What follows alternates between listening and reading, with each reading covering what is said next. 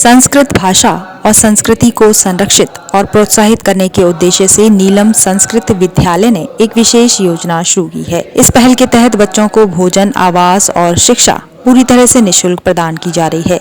विद्यालय के संचालक पंडित कमलेश शास्त्री का कहना है कि इस पहल का उद्देश्य न केवल संस्कृत भाषा को बढ़ावा देना है, बल्कि बच्चों को संस्कारित और सक्षम बनाना भी है। पंडित शास्त्री ने सरकार से अपील करते हुए कहा कि संस्कृत विद्यापीठों के विकास और संरक्षण के लिए विशेष प्रावधान किए जाने चाहिए। उन्होंने कहा, हमारी संस्कृति और परंपरा आज विलुप्त होने के कगार पर है। इसे बचाने और बढ़ावा देने के लिए सरकारी सहयोग आवश्यक है।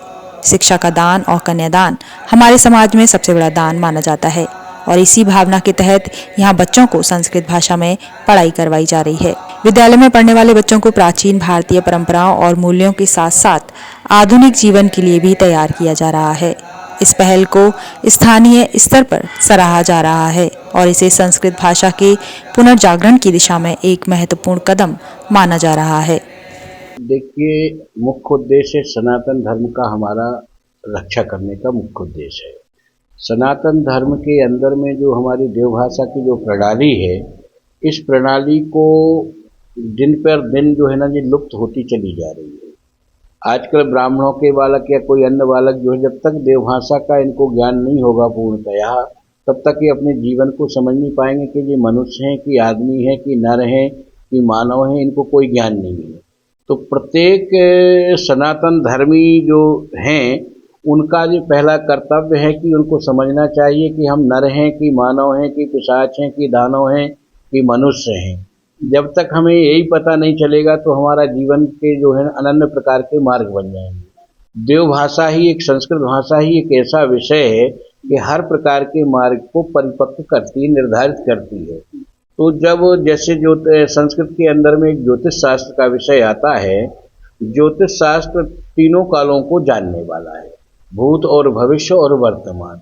अगर हमारे ये तीनों काल लुप्त हो जाएंगे, अगर हम संस्कृत भाषा का प्रयोग नहीं करेंगे, नहीं पढ़ेंगे, तो ये तीनों काल लुप्त हो जाएंगे, तो ये सारा देश अंधमय हो जाएगा।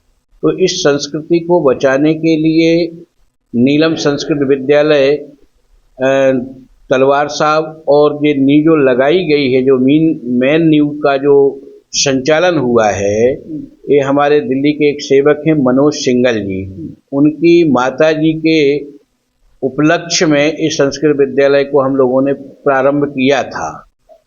मान लो किसी के पास नहीं है खर्चा देने के लिए, तो निःशुल्क है, रहना फ्री है, खाना फ्री है, और अपना किताब कापी सब फ्री हैं, और आवास फ्री है, वस्त्र फ्री है। यहाँ निःशुल्क सेवा है। खाली विद्यार्थी आए और अगर उसको शिक्षा ग्रहण करना है तो वो शिक्षा ग्रहण निःशुल्क कर सकता है, कोई भी विद्यार्थी। तो यही शिक्षा आगे भी उनके काम आएगी, जो मान लो दूसरी वाली जो शिक्षा है, जो हाँ, वो शिक्षा इनके काम में आएगी। बाकायदा इनके एग्जाम होते हैं और इनको डिग्री मिलती है। ये कहीं भी किसी भी विद्यालय के अंदर में किसी भी सरकारी सहायक उसके रूप में इनको नौकरियां भी उपलब्ध होंगी। ऐसा नहीं है कि ये प्राइवेट है कि ऐसा है। ये सब जगह आज की डेट में इसमें ये आगे पीएचडी भी कर सकते हैं, जो भी चाहे कर सकते हैं। उनको वो डिग्री दी जा रही है, कोई पर्सनल नहीं है। इसका नाम जो है ना, नीलम संस्कृत गुरुकुल विद्यालय जो रखा हुआ है, ये गुरुकुल के नाम पे, लेकिन शिक्षाएं हमारे यहाँ सभी प्रकार की अर्जित करने का शुभ अवसर है, कर सकते हैं। तो सेवा भी है और शिक्षा का दान है।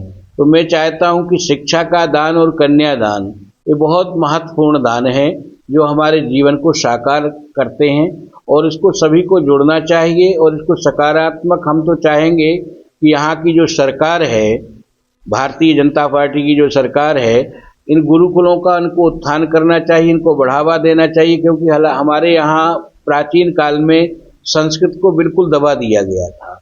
अब ये किसी तरह से हम लोग उठाने में लगे हैं, तो एक आदमी इसका कितना सहयोग करके कहाँ तक ले जाएगा। इसको जन जन सहयोग की आवश्यकता है।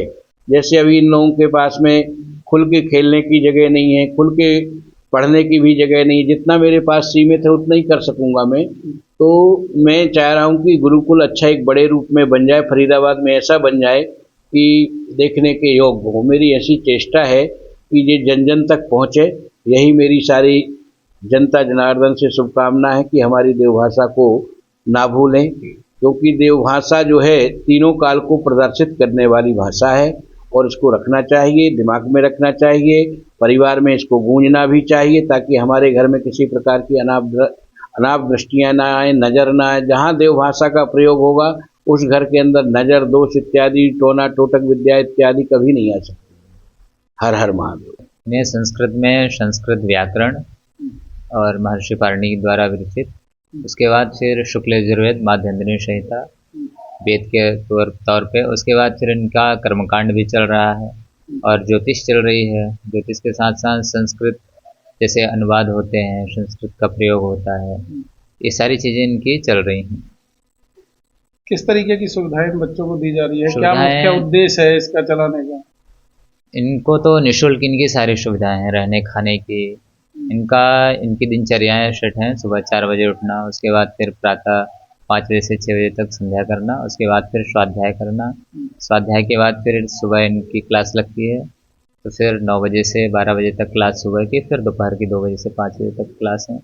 उसके बाद फिर ये शाम को तीनों टाइम संध्या करते हैं। उद्देश्य क्या है इसका? इनका प्रमुख उद्देश्य है कि अपनी संस्कृति जो विलुप्त हो रही है धीरे धीरे, उसको आगे बढ़ाएं और जो भी प्राचीनतम जो भी चीज़ें हैं हमारी, वेद से जुड़े हुए लोग, फिर मंत्र हमारे जो कार्य के हैं, उसको बढ़ावा देने के लिए प्रमुखता है, ताकि अपनी संस्कृति से जी अपनी संस्कृति की रक्षा करें। क्योंकि आज के समय में लोग दूर हो रहे हैं, अपनी संस्कृति जान रहे हैं लेकिन उसका अनुसरण नहीं कर रहे हैं, उसको उपयोग में नहीं ला रहे हैं। संस्कृति से जुड़ने के फायदे क्या है?